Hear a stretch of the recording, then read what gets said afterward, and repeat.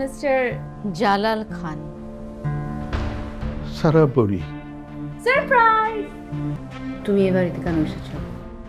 পরি, আমি তোমাকে অনেক অনেক খুঁজেছি। মিথ্যা কথা। Believe me. I don't want to believe you. আমি স্বপ্নেও ভাবিনি যে তুমি এখানে, যে যে পরীক্ষা আমি এত দিন ধরে খুঁজেছি এখানে তোমার সাথে তোমার দেখা হয়ে যাবে, আমি আমি কল্পনাও করিনি। অল লাই। বিশ্বাস করো পরি। আমার বাড়িতে আসার পারমিশন তোমাকে কে দিয়েছে? আমি ইনভাইট করেছি। আসলে নাস্তাটা খেয়ে যান, বাইরে অনেক গরম তো। আপনি প্লিজ বসেন, একটু জুস খান। চলে যাও।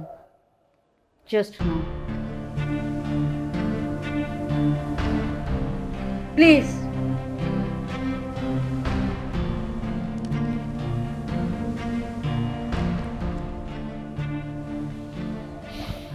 Please leave my home. I am extremely sorry. You should. ছেলের বউ ছেলের বউয়ের মতন থাকো। Don't cross your limit.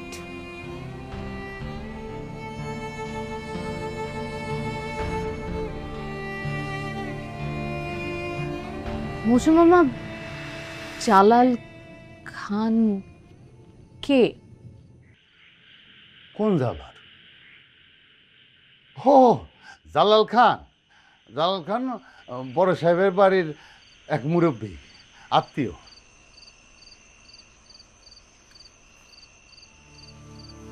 তাহলে এই জালাল খান কে? আর এই চিঠিগুলো কার?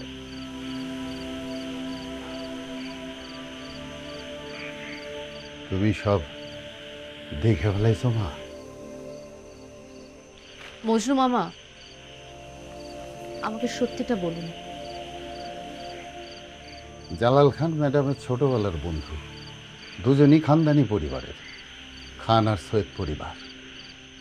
দুই পরিবারে যাতায়াত ছিল, আর ওই যাতায়াতের সুবাদেই দুজনের সাথে ঘনিষ্ঠতা, বন্ধুত্ব, শেষে প্রেম ভালোবাসা হয়ে যায়। ম্যাডাম ছোটবেলা থেকেই যেমন সুন্দরী, স্বাধীনচেতা, সেদি এবং সাহসী। তিনি ওই আমলে ঘোড়ায় চড়ে ঘুরে বেড়াতেন। তিনি বন্ধুদের সাথে টেনিস খেলতেন, পিয়ানো বাজাতেন, বিলেতেও গেছিলেন পড়তে। মডার্ন পোশাক পরতেন আর গোপনে প্রেম করতেন, সবই চুপি চুপি, বড় সাহেবকে না জানে। বিলেত থেকে আসার পর বড় সাহেব ম্যাডামের বিয়ে ঠিক করে। ম্যাডাম রাজি হন না। সৈয়দ সাহেবও খুব প্রতাপশালী আর বদমেজাজি মানুষ ছিলেন, কিন্তু ম্যাডামও তো তারই মাইয়া, তিনিও কম না। ম্যাডাম সাহস করে বড় সাহেবকে বলে ফেললেন জালাল খানকে বিয়ে করতে চান। বড় সাহেব মেয়েরে খুব ভালোবাসতেন, একটাই মেয়ে তো। অবশেষে বড় সাহেব বিয়েতে রাজি হন, কিন্তু এক শর্তে।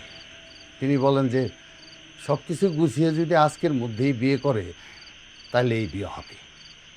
ম্যাডামও রাজি হয়ে যান। জালাল খানকে সংবাদ পাঠানো হয়, কিন্তু জালাল খানের বাড়ি থেকে কেউ আসে না। কেন? মান মর্যাদায় দুই পরিবার এক হইলে খান সাহেব টাকা পয়সা একটু একটু কম ছিল। সৈয়দ সাহেব সেটা অহংকার করে খান সাহেবরে কি জানি বলছিলেন আর কি, একটু ঠেস দিয়ে কথা কইছিলেন, সেই কারণে এই বিয়েটা নাকচ করে দেন। জালাল খান এটা মেনেও নিল? জালাল খান তো ম্যাডামকে পালায় নিয়ে বিয়ে করবো চাইছে। তাহলে বিয়েটা কেন হলো না? হইল কেমনে? ওই যেই চিঠিতে পালায় যাওয়ার প্ল্যান লেখা ছিল, ওই চিঠিটা তো ম্যাডামের কাছে কোনোদিনই পৌঁছায় না। আপনি এত কিছু জানেন কিভাবে? আমি মানে আমি সেই যে ছোটবেলা থেকে ম্যাডামের চিঠিপত্র আনার নেওয়া করতাম, কিন্তু ওই চিঠিটা ওই চিঠিটা দেওয়ার সময় বড় সাহেবের কাছে ধরা খেয়েছি। তারপর ম্যাডাম কিন্তু আজ এইসব কিছু জানে না, বড় সাহেবের মিশে বড় সাহেব ম্যাডামের বিয়ে ঠিক করে। আর তিনি রাজি হয়ে গেলেন? না রাজি হয়ে আর কি করা, জালাল খান ম্যাডামকে খুঁজে খুঁজে অবশেষে না পেয়ে বিদেশে চলে যান। ম্যাডামের বিয়ে হয়ে যায় বড় সাহেবের আর এক খানদান বন্ধু মির্জা গোলাপ জাহান আলীর ছেলে মির্জা ফরাজ জাহান আলীর সাথে। তিনিও দুনিয়াতে আসিলেন। ফাহাদ জন্মের 2 বছর পর মির্জা সাহেব মারা যান। এরপর ম্যাডাম বিধবা হয়ে যান। এরপর 2 পরিবারের বিষয় সম্পত্তি দেখাশোনা করা, ফাহাদকে একা একা মানুষ করা, সব দায়িত্ব ম্যাডামকে একা একাই করতে হয়। আর এইসব করতে করতে ম্যাডাম একেবারে ত্যক্ত বিরক্ত হয়ে যায়। এক পর্যায়ে ম্যাডাম খুব কঠিন হয়ে যান, যেন এক পাথরের মানুষ। আমি সেই ম্যাডামকে আর খুঁজে পাই না, আমি সেই আগের ম্যাডামকে আর দেখি না।